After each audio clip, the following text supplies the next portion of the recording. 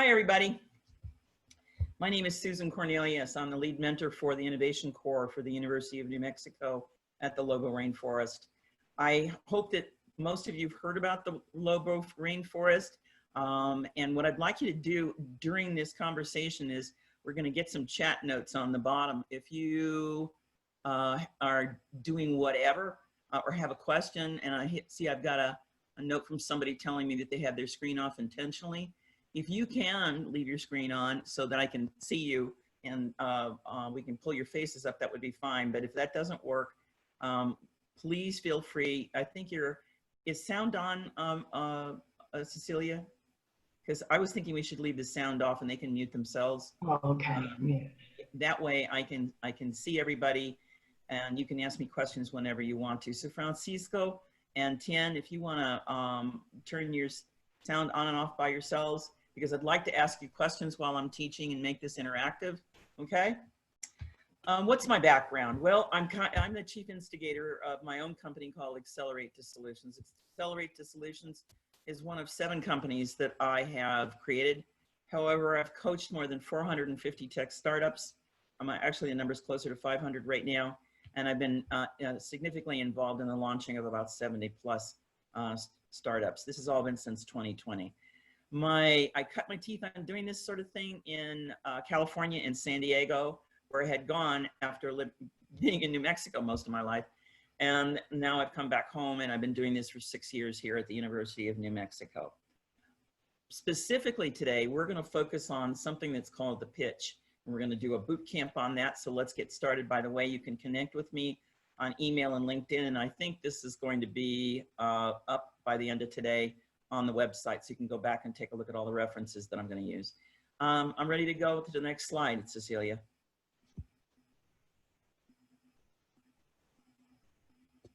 So in our context, what's a boot camp? It's an experience that quickly takes you to an approach to find out what people want to support, if people want to support or buy your product. Basically, most people think I got to talk about my technology, the design of my technology, the human factors that are involved with that, what people have told me so far, all the people who've done technical reviews of what I'm doing, where I've been published, what I've done, that's great. But you don't have a track record as an innovator right now, and the very first experience has to be to get yourself out there. So I'm going to talk to you rather systematically about what works in getting feedback from potential customers and building relationships. In Innovation Core, we use a model that I've used with companies now since 2000. And it's basically, we start with a value prop, we go and we identify market segments, we identify customers, and we stay in touch with them the whole way through so that when we're ready to launch, okay, they're ready to buy. Next slide. So we're living in a no-touch world right now, right? I mean, you and I are interacting virtually. And so there's a couple of things I'd like to recommend. If you're not on Facebook Business, I'm not talking Facebook, I'm talking Facebook Business. Instagram and Twitter, may I strongly suggest that you do so. The reason why is that tech entrepreneurs look at that stuff all of the time.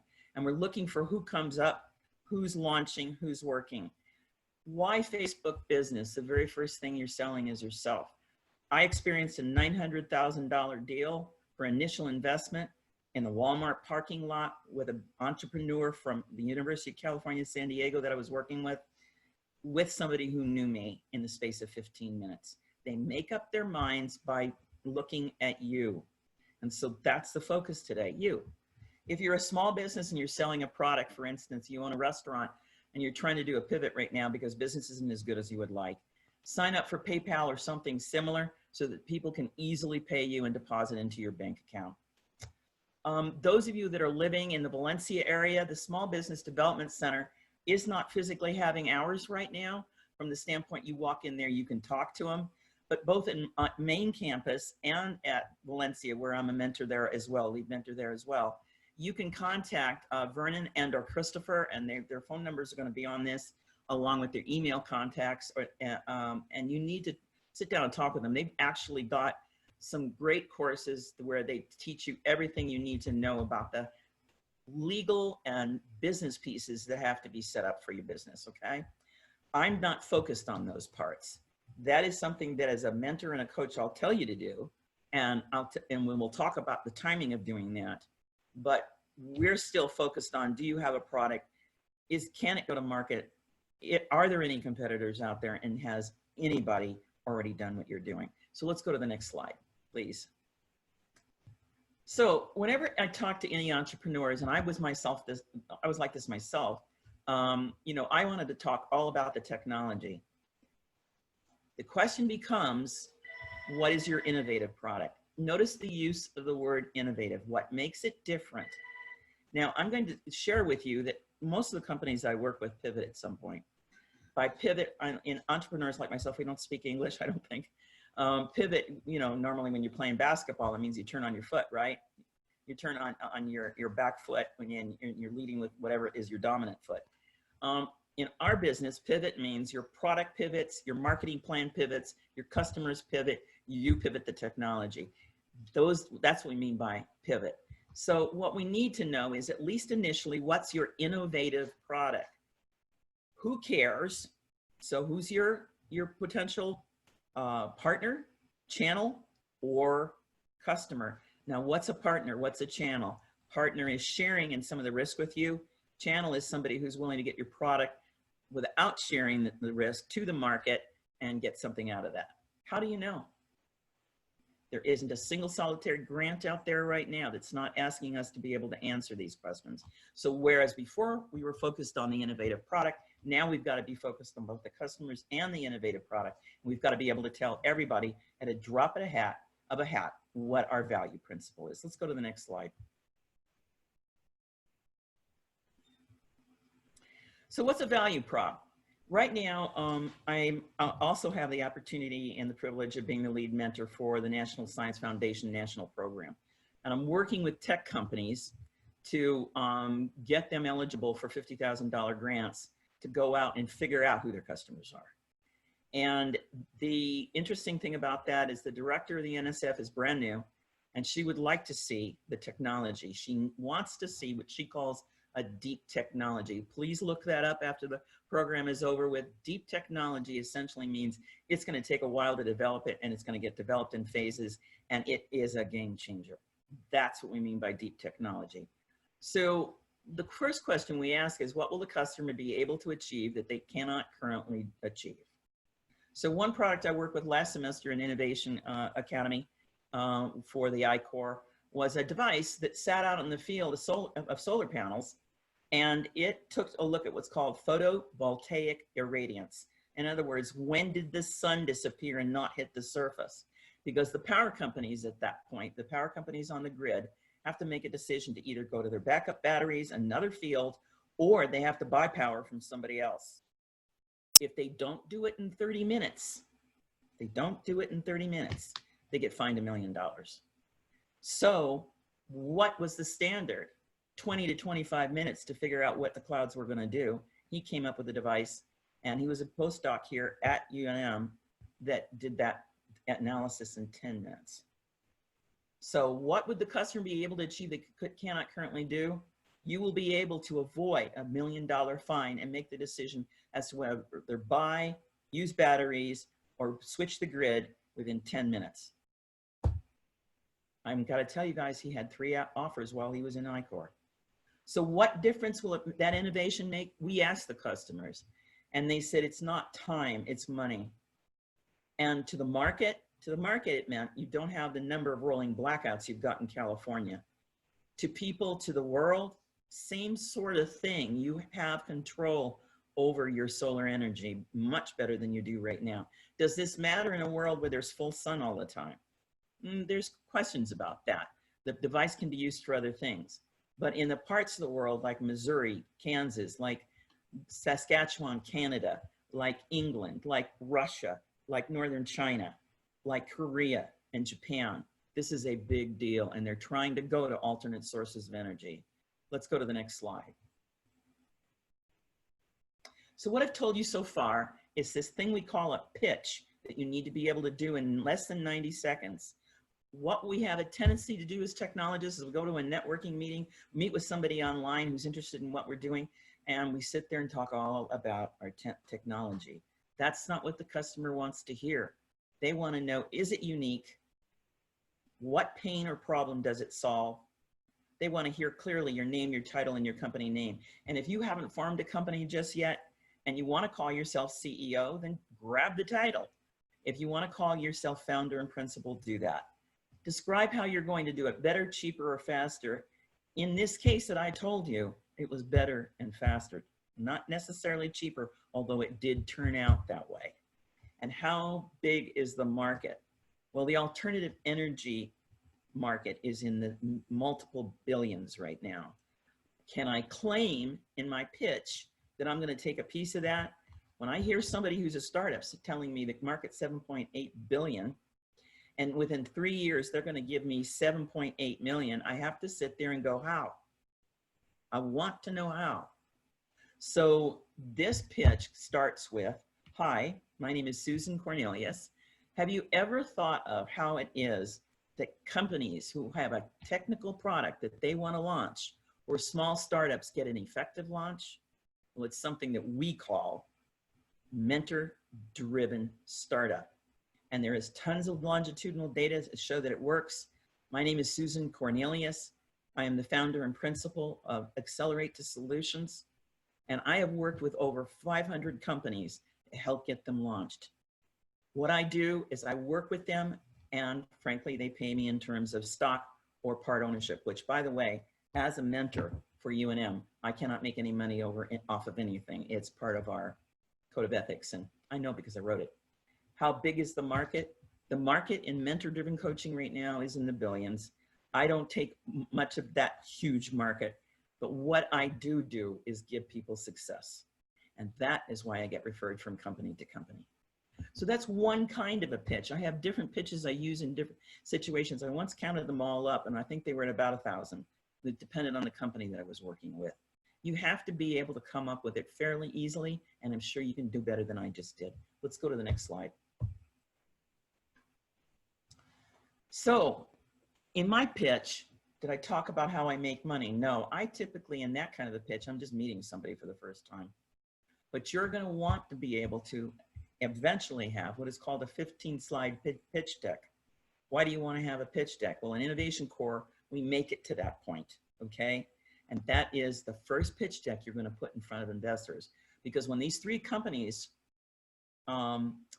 said to my mentee, we're interested in your product, 2 wanted licenses, 1 wanted to buy him out, he had to be clear about what he thought the revenue model was. They need to know how smart you are and what you know and what you don't know. And the only way you find this out is by talking to customers, which we'll get into in a minute.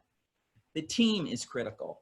You need to be able to say you've got a team behind you. When you go to NSF and you pitch them for $50,000 to find out who your customers are, they want to know who's on your team, and they want to see them on the screen in this virtual meeting. And if your technologist isn't there, they tell you, go back, get your technologist, we'll talk to you again, but only if they're interested. Be sure to tell the listeners what you've already put into the company, the sweat equity you've put into it. I'm just a student and I don't have much money and this is what I've done. Nope. I have put in 1,000 hours on this.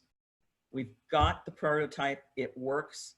We have tested it in the following environment, and I have received money through grants by working with my professor, and now we're ready to launch. Okay, let's go to the next slide. Now, believe it or not, I have that number 90 on there all the time. This needs to be said in 90 seconds or less. And practicing this and getting it going, I will indicate to you, those of you that are students, we do a pitch contest every single solitary semester, and then there's a larger pitch contest, and the difference between them is it's a 90-second pitch. We do it at bow and arrow or through bow and arrow. What we're going to do this semester, we're going to do it online like we did last time. And the top prize is about $1,000, and then there's 2 other prizes for $500 each. The one that is the pitch deck, the prize is $20,000. Okay, so this is, we put our money where our mouth is. This is important to have. We know this makes a difference. Because if you can tell me clearly what you're doing, what difference it makes, and therefore the change it's going to make, then I know whether or not I'm interested. And so do my colleagues. Those of you, it says March 26th in there. This is a modified from another presentation. Those of you that would like to get your pitch to me by the end of today, just send me an email, subject line, my pitch and your name, and I'll take a look at it and give you some comments back. Put it in writing, your 90-second pitch, and I'll give you some feedback. Or alternatively, you want to do a video off your phone, send me the video on your phone and from your phone, and I'll take a look at it that way. I've said there I've done about 1,000 pitches. Yeah, I have. And if you're in a meeting with me today, we can practice and work on your pitch. As a matter of fact, the first thing I'm going to ask you is, don't tell me about your technology, give me your pitch. And that's what we're going to do. And for those of you who go, I don't have it, but I don't have it. Don't worry about it. We're going to do it together. Next slide. Without answers to why it is that people will buy what you're doing, you're developing a technology and you're wasting money. So right there, you're going to see, you see a photograph of a woman. She happened to be a friend of mine before she passed. She was a professor of physics and astronomy at the University of California, San Diego. Her name was Dr. Sally Ride. If you know anything about space and NASA history, she was the first woman to go into space. She was an interesting character. She started up a company that's mentored and coached young women who are typically from populations that have been marginalized to become scientists, mathematicians, and physicists. And she was a professor teaching how to do this through the Rady School of Business at UCSD. Why did she make it for profit? Because she wanted people who were invested in it and invested in her success. She didn't want to do fund development and be a nonprofit. Did she want to make money? No, not at all. Her main income came from some other companies and the fact that she was a full professor at UCSD. But she did make it a for-profit company. It still exists.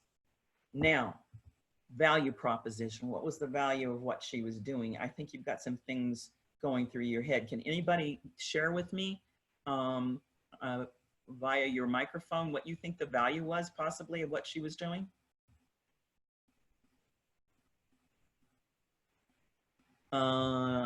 Eve, what do you think the value was of what she was doing? Can you hear me? Okay.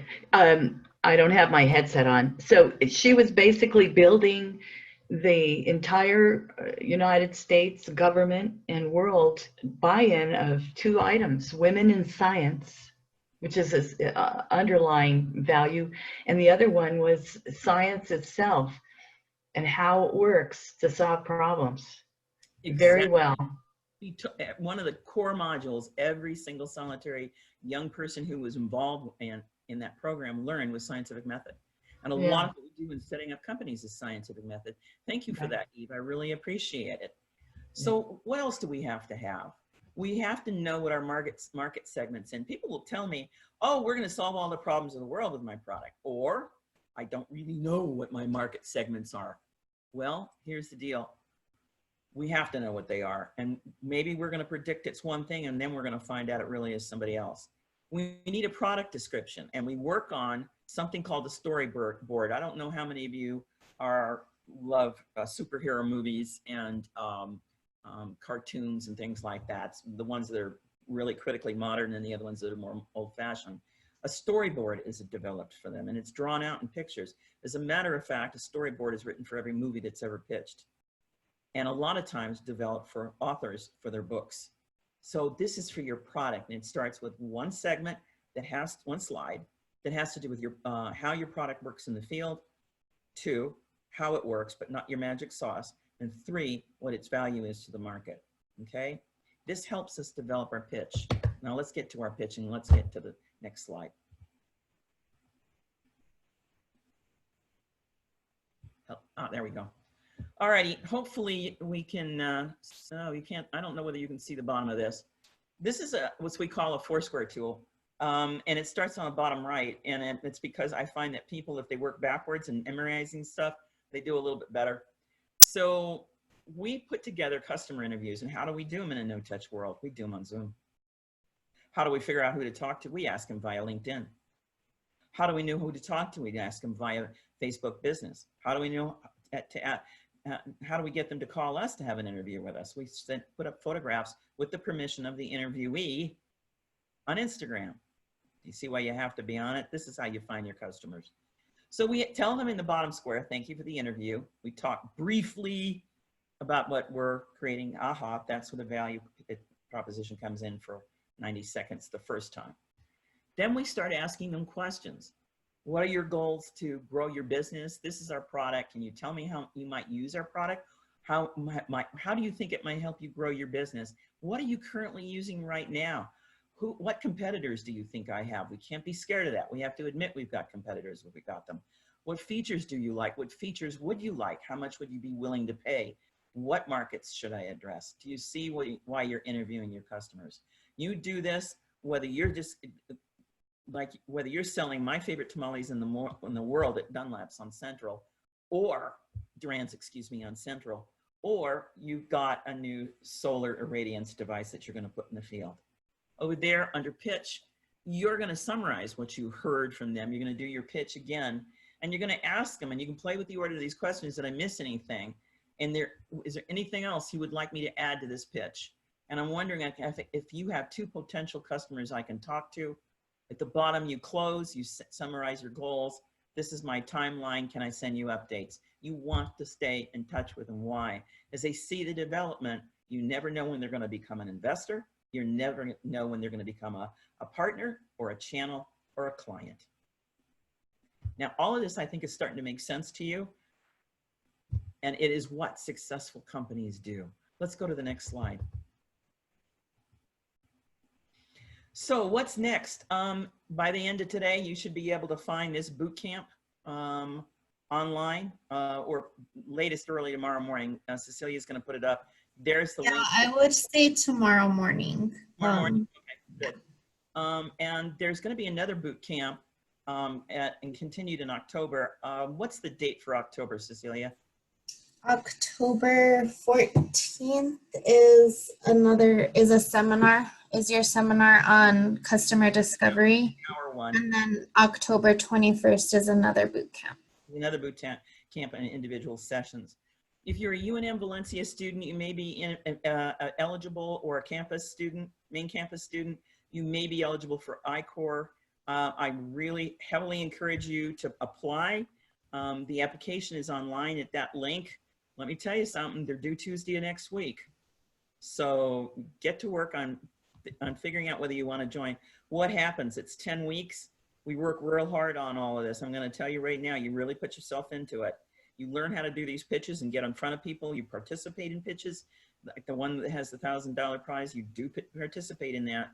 And what we want you to do is get all the information you need and be eligible for further monies from NSF at the national level. We've got 3 teams doing that right now. I'm meeting many of you today for 30-minute meetings. I've got Salisu, Nancy, Tien, Francisco, Chitanya, Eve, Umberto, and Sherelle. And I'm hoping that all of you will just say, okay, I'm going to get immersed for about 30 minutes, and that it will be very, very useful to you. Last slide.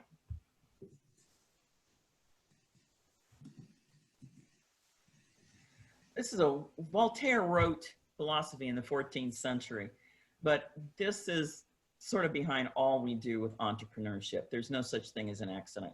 What we call by that name is the effect of some cause we do not see. When our product does something, but it actually does something that's better, we need to figure out what caused it.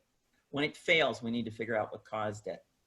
And when we are successful in meeting people and they want to know more about us and our product, it's because we've pitched them and we've done it well, and now they're interested in finding out more. And we did it in 90 seconds. And the decision we're looking for is for them to want to meet with us more, not for us to just dump everything that we know. So I got to get ready for 10:30. Are there any questions?